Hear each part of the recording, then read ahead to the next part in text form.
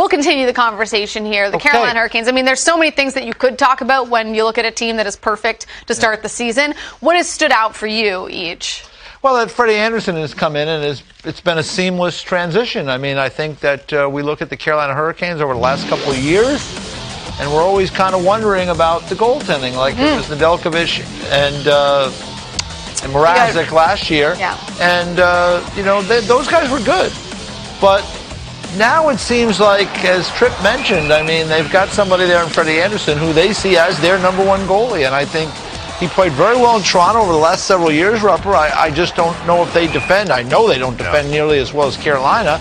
So he's come in and played very well. So I think that could change the dynamic for the Canes moving forward. When we talked to Markstrom earlier, that was kind of the question that was gearing towards him, because I was curious how it went from team to team. And this is actually the guy I was talking about. Now, a lot of times goaltenders don't want to talk about other goaltenders and what they're, assume what they're seeing or dealing with. But this is the prime example for me, is that you got Freddie Andersen, who came from a situation where, did he get run support in Toronto? Yeah, he did.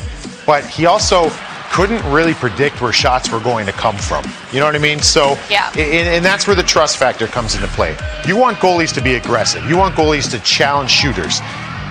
We got everybody else. I don't know. I'm not going to speak for him. I don't know if he felt like that in Toronto. You know what I mean? Here, I think it's a different story. He can feel that trust. He can sit there and be like, I know my backside's covered, so I'm going to challenge. I'm coming out. I'm taking that angle down.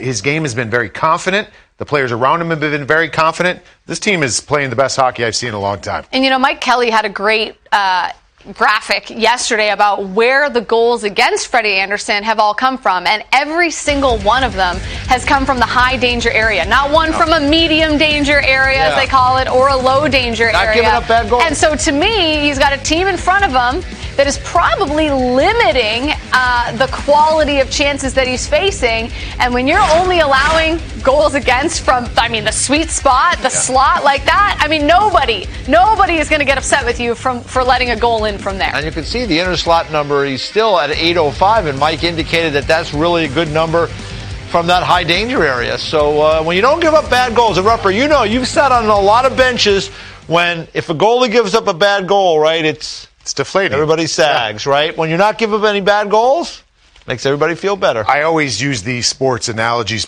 more so for myself, but maybe some people listening can grab a hold of them too. But if you're a football fan and you talk about a quarterback who likes to get outside the pocket, right? And they're always trying to teach those quarterbacks, stay in the pocket, be patient. Well, that's easier said than done. You got to form that pocket. If he's under duress and he's got to run. He's not going to feel comfortable. That's sort of goaltender here. It's almost that pocket. He feels protected, so now he can challenge. And when he's challenging, he's aggressive as a shooter. I'm not seeing net. You know what I mean? So right now, it's very difficult to beat Freddie Andersen outright, and I think that's due to the structure around him. And to that point, it's also a little difficult to get set up in the Carolina Hurricane zone. One of the stats that I learned last season, was D-zone denial rate. So I know it's early. We're only a few games into the season here. But the Carolina Hurricanes have 2 defensemen in the top 10 for defensive zone denial rate leaders, and all of these players, anybody to qualify for this list has to have played at least 60 minutes so far this season. And what this stat means is that when someone's trying to cross over the blue line into the offensive zone or Carolina's defensive zone, they got Ian Cole or Ethan Bear saying no dice. They're breaking up the play. They're turning them around. They're saying this is our house and you ain't getting in. Yeah. So when you have 2 guys, and Ethan Bear is new to this team. He's someone that I personally don't know that much about because I haven't seen him play all that much. But when you have 2 guys in the top 10 in that category, I think that tells you the way they're playing. I love that category right there, Jackie, grabbing that, because that you cannot have that aggression at your defensive blue line if you don't have aggressive back check. Yep. So that shows you what Rod has this whole team. It's not just studs on the back end, right? Like it's not like they just have, Scott Niedermayer and Chris Pronger. That's not the case. They've got really good defensemen, but they've got that back check from the forwards where these guys, again, just like Freddie back in that, they can trust. Yep. Their back pressure's there. This guy can't turn up and buy some time. cool, man, I could be aggressive here and jam up plays at the blue line. So when you say that, are you saying that like they have trust that if they do break up a play, let's say with their stick at the blue line and the puck goes somewhere, there's puck support and someone's going to be there? There's that, but there's also the green light to go. If there's no back pressure, they can't go. They just got to they have to give up the blue line if there's no back pressure. They just have to back up, and then you just kind of go to the middle of the ice, keep them to the outside. Well, they make it very an objective. We want confrontation with our defensemen and the other team's forward at our blue line. And the only way that happens is if someone's on that forward's back where he can't slow down. Because if he's got time to slow down, like a Patty Kane, slow it down. Now the gap's bad. And you know what I mean? I thought you were going to sing there for a second. I'll try that next time. I love the answer you sing. We got a good little thing going. That's the thing. You want good gap control. And if you have that good back pressure, the defenseman can feel comfortable stepping up. To Rupper's point, when the defenseman feels like there's no back pressure and a guy is coming with speed, they don't want to get beat. Because they know if I get beat, it's a clear path to the net, so they back up. But if you have that good back pressure, the defenseman can step up. You squash that play right there. I love that. I love that stat. It's one of my new favorite stats. That's a good one. I like that. Good one. Well, what a success it's been. Rod Brind'Amour in the 4 years, or 3+ seasons, I should say, behind the bench of the Carolina Hurricanes, off to a 8-0-0 start this season. He's made the playoffs every season. Look at the points percentage here. 128, 66, and 20 record, 645. Also won the Jack Adams back in 2021. We talk about this a lot, but is there a team that takes on the identity of their coach more so than the Carolina Hurricanes and Rod Brind'Amour? I don't think so. Does he do the physical testing? I heard he does. I believe he does. Sets he works the tone out with the wing gate, and if the other guys don't pass it, then you feel bad because your coach did it. And he's almost 50, if not 50. So I think the young guys or the guys on the team are thinking, well, if he's doing it, we're going to have to do it. But it's more than that. It's, for me, the evolution of coaches, for me, is his ability to make sure the players know he cares. And every coach does it in their own way. The players on that team know he cares, so that when he demands more of them, they know that, you know what, our coach cares about me, cares about my life, cares about me having success individually. And that's how I think the players have changed over the years. I remember when I was in my last year playing, sitting in a meeting for a PK, and a younger player and the coaches were talking about what we needed to do. And the young guy was saying, well, why do we have to do that? And I said, well, because he said so.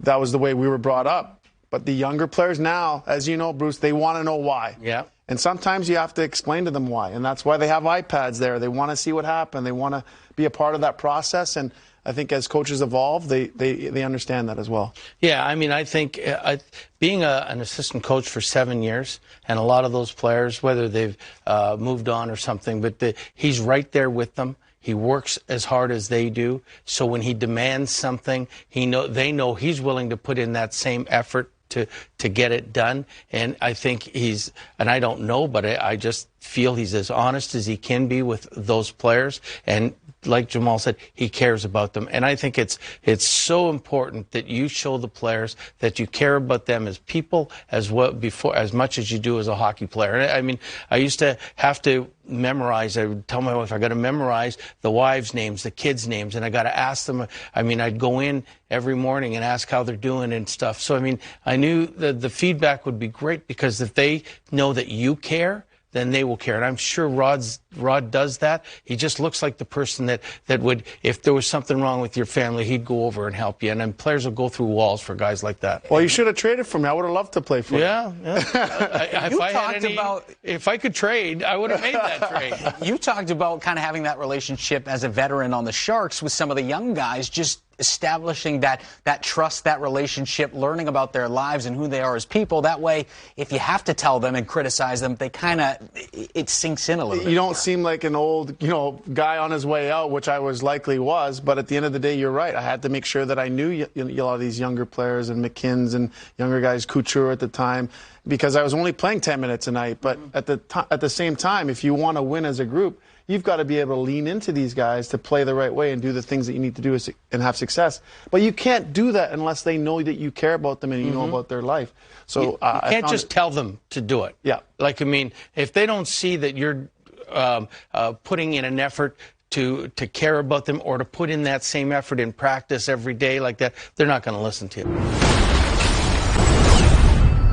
This team has had some impactful players, but there's a couple that have stood out to you. Who are those guys and what are they doing? Yeah, there's no question. It's Svechnikov has started off to a great start offensively, and you knew that he was just scratching the surface of who he could become as a player. And it's about his ability to play in different ways. And for me, watch here as he gets to the front of the net. Doesn't just stand there. Puck goes to the point. What do good players do? They get inside position. That's exactly what he does there. Tips his puck. It's a big man getting inside position. But watch here. A great pass over him, under the stick, attacking the triangle. But watch Svechnikov. He recognizes the back checker's coming. He doesn't dust it off. Keeps his hands ahead of himself. Collects that puck. Goaltender leaves a little bit of the stick side open. What does he do? Shoots it just over the pad, under the blocker, creating offense for himself. And then watch here. He finds himself on the back door. Most players can't go that wide. Right, Bruce? Outside the dots. Well, when you're that talented, he finds the puck, makes no mistake to the top side. And then DeAngelo. Look at him contributing offensively. A new home, a new lease on life. Great one-timer from the point. Finds the back of the net with virtually no screen. And then again, joining the rush, being a part of the attack, collects this great pass out wide, going wide, finds the puck, doesn't dust it off, and gets it to the back of the net. So he's found a home in Carolina. Those two younger players are really stepping up for this team, contributing in all different ways. Yeah, you know, and both of them had off years last year when you think about it. Svechnikov wasn't scoring like he was capable of, and they were really down on him for a long period of time. And DeAngelo, obviously, what is happening. But I was just shocked that nobody else took a run at him. I mean, the year before, he led the Rangers in scoring from the back end, and I would think that this would have been such a wake-up call. Teams that need that kind of defenseman, sign him on a low-budget contract like that. But kudos to Carolina for taking the chance on him, and it's working out well right now.